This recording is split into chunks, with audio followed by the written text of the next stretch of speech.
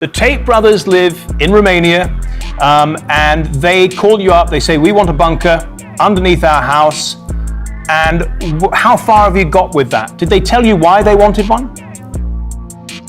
He's like most of my customers. It's part fantasy and it's part, look, when you have all the money in the world and you've got enough money that you're buying supercars and Ferraris and Lamborghinis and you're just parking, you're running out of things to buy.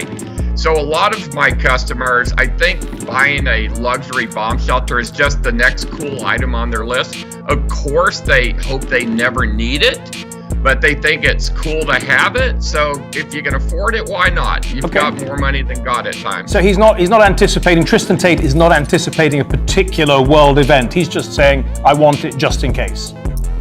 I haven't really asked him all the details. Now, when I was there, I was the first person to film them when they got out of jail. I just happened to be in Europe and I popped into Romania and I went by his house and all the cars were gone and the only car that was left there was that red Russian car. And he actually showed me his food collection. He was asking me about what kind of foods to get, so he showed me what he had. So Tristan does have somewhat of a prepper mentality because he's buying the food, he's getting the supplies, he's getting the bunker. So, you know, he obviously is a prepper. Okay, let's talk about the bunker itself then. Is it your biggest one? You know, the Fat Boy? The Fat Boy is too big to be delivered to his job site because the power lines. Now, you've been to his house before, you know what I'm talking about. When you drive up the road, the power lines are so low, we can't deliver a bunker that big to the property. So what we're going to do is make some smaller pieces, bring them there and assemble them all on site. But when he's done, he'll have much bigger than a Fat Boy. Well, you sent over some video of his backyard. Let's have a quick look at that. And he's got something like a couple of acres. So the plan is to what? Dig underneath and just install those modules and put them all together and then link them up to the main house?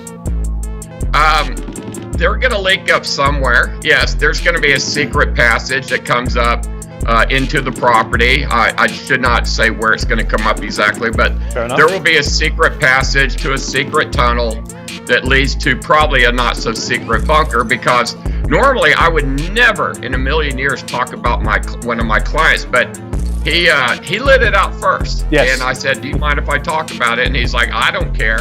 I have spent $3.9 million. All right, let me at least show him. You could show him what it is. Because I got my house, yeah, and my house has got, what, 12 bedrooms?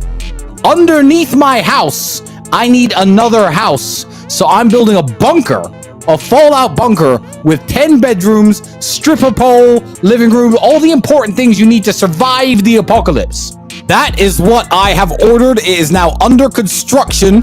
So, you know, he did a video and says, we're building a $3.9 million bunker. You know? So yeah. Very good point. Why would you tell anybody? Because nobody tells anybody when they have a bunker.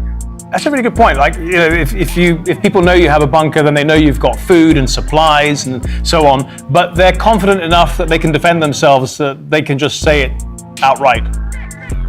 I guess he feels he's going to have enough protection around that he'll feel safe. So $3.9 million, and apparently, according to our chat yesterday, he gets 70 square meters of living space. It's made of steel. It's quite luxurious inside. You're burying it 2 meters underground. And now his bunker's 200 square meters. The Fat Boy is a single bunker that's 70 square meters. He's getting 6 bunkers that are each 40 square meters. So he's getting 240 square meters or 2,400 square feet of bunker, which is, in the world of bunkers, it's large. Okay, and what can it protect him from? Pretty much anything. The first thing it will protect him from is nuclear fallout. The second thing it will protect him from is any kind of chemical gases, chemical warfare. But the third thing is probably one of the most important ones. It will protect him. His bunker is like a big biosphere. If you go inside that bunker and there was an airborne pandemic that is wiping out the world and everyone's dying because they're breathing it in and it has a 100% fatality rate, a bunker like what I make, not just his, but all the bunkers I make, will protect you from such an event. Yeah, but for how long, Ron?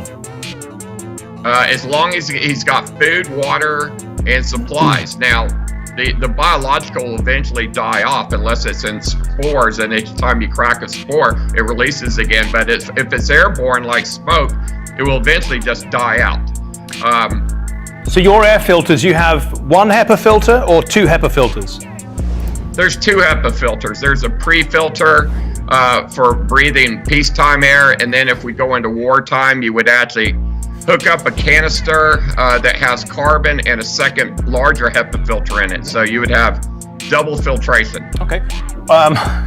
Entering into Tristan's mind now, if we can, imagine there is some kind of attack and he can't get out of the main entrance or exit rather that he went into. Is there an escape hatch of some kind that comes out somewhere else? Absolutely. Okay, I doubt you can tell us where that is, and there's no need to do that. They all have escape tunnels. Right.